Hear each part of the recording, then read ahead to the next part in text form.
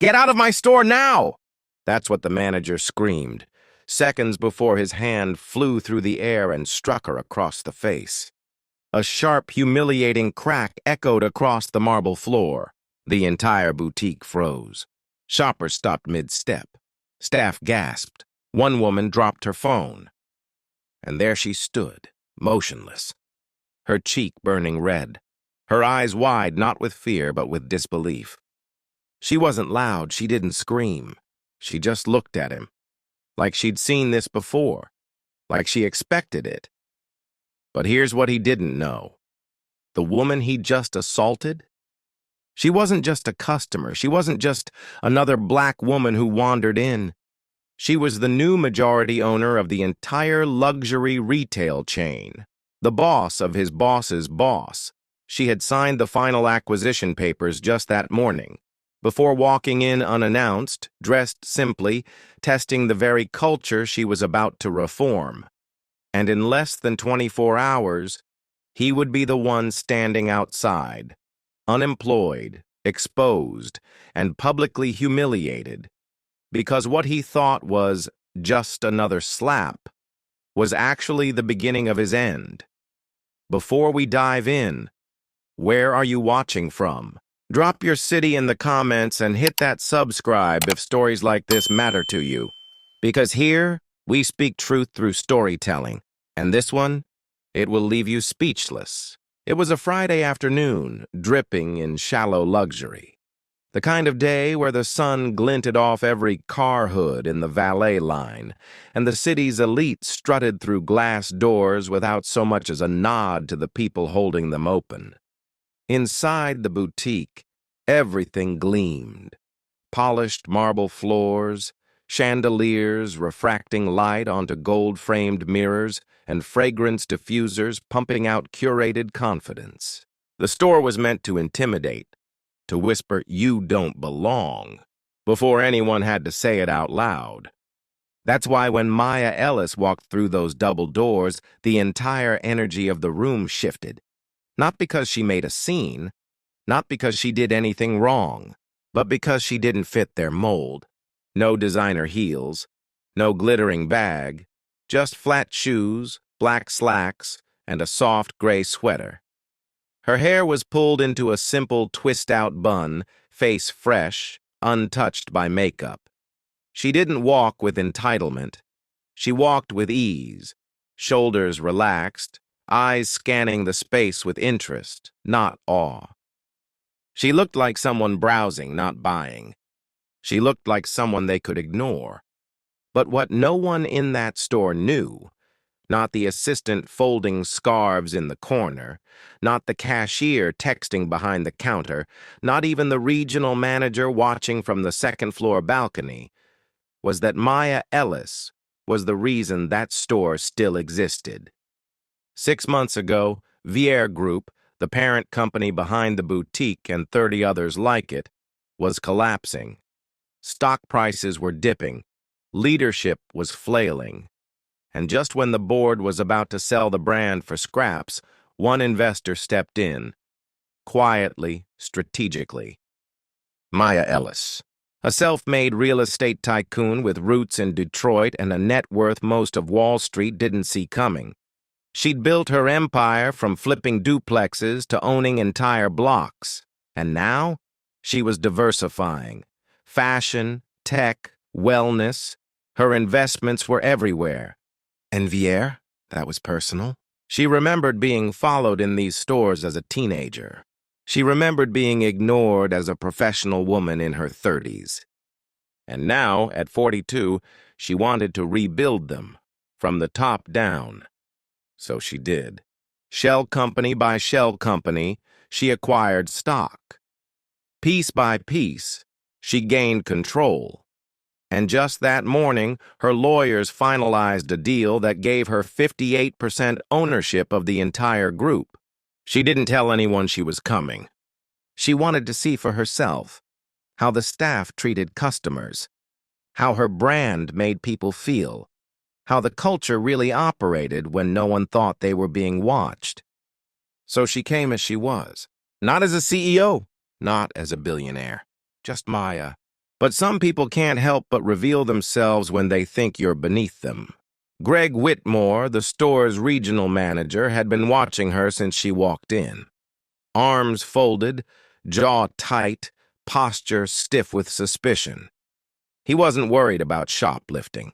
He was certain of it, because men like Greg didn't need evidence.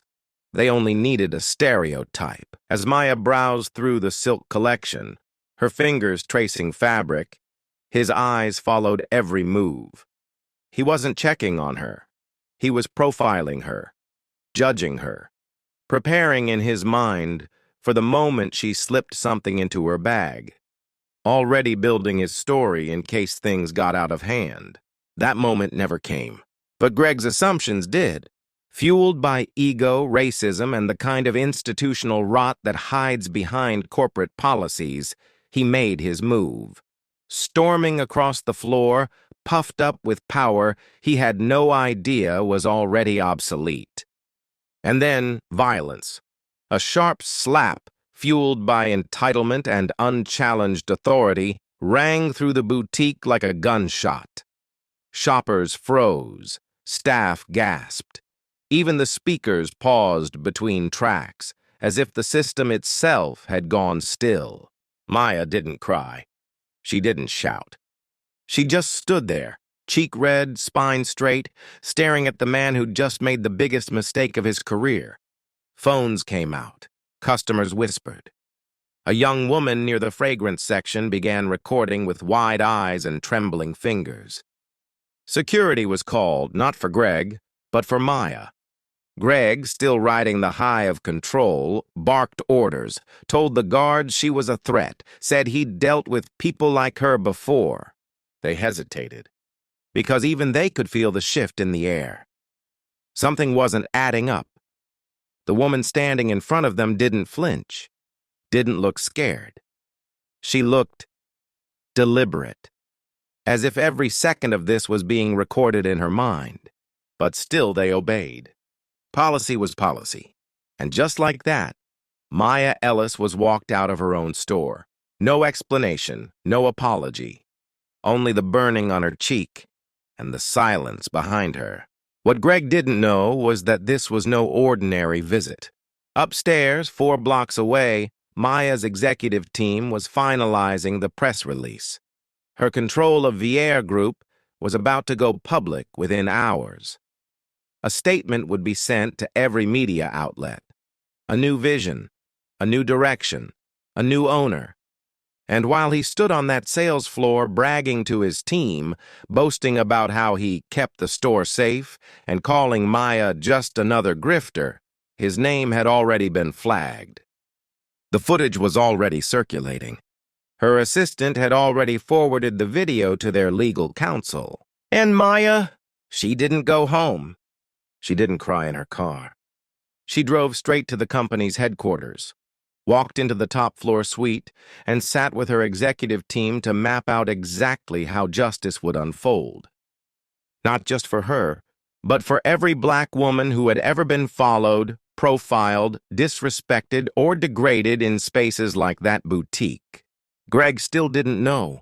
He had no clue that his world was already unraveling. He laughed with staff. He issued a suspension to the guard who hesitated.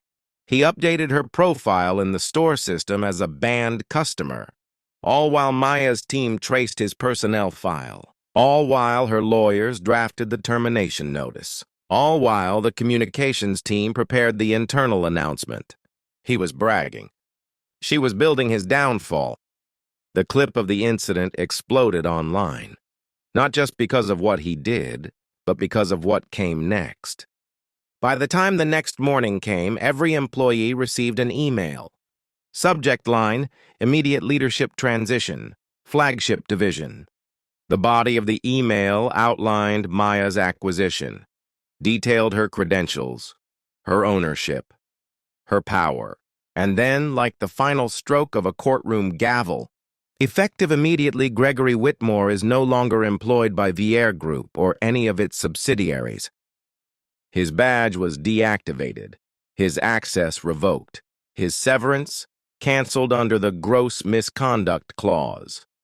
He never even got to clean out his office, because when he arrived that morning, already fuming from online backlash, the building's head of security met him in the lobby with an envelope and a cold stare. And while Greg stood outside with the letter in his hand, stunned, humiliated, watching his legacy crumble beneath him, Maya stood in that very store. This time, surrounded by board members, store staff, and regional directors. She didn't have to say, "I told you so." She didn't have to raise her voice. She walked through the aisles, calmly assessing the space that was once used to degrade her. And in her silence, there was more power than any slap could ever hold. She didn't retaliate. She restructured. The sales associate who had whispered in fear, promoted. The security guard who paused, reinstated with a raise. And the store? It reopened 48 hours later under a new campaign. "We see you." A message not just for customers, but for every employee who had once been told to look the other way. Maya made sure no one would ever be profiled again under her roof. Because power isn't loud, it's quiet. It walks in wearing sneakers, dressed in gray, with no makeup and full control. News of Greg's firing sent shockwaves across the industry. Whispers turned to headlines. Staff from other VR locations began sharing their own stories about managers who discriminated, policies that punished the wrong people, cultures that favored silence over justice. But this time the silence was broken, and standing at the center of it all was Maya Ellis. She didn't give interviews. She didn't go on talk shows. She didn't post statements for clout. She simply led, one decision at a time. She launched a full internal audit across all VR locations, reviewing hiring practices, customer complaint logs, even CCTV footage. What she found confirmed what she already knew. The rot ran deep, so she cut it out from the top down. District managers were retrained or replaced.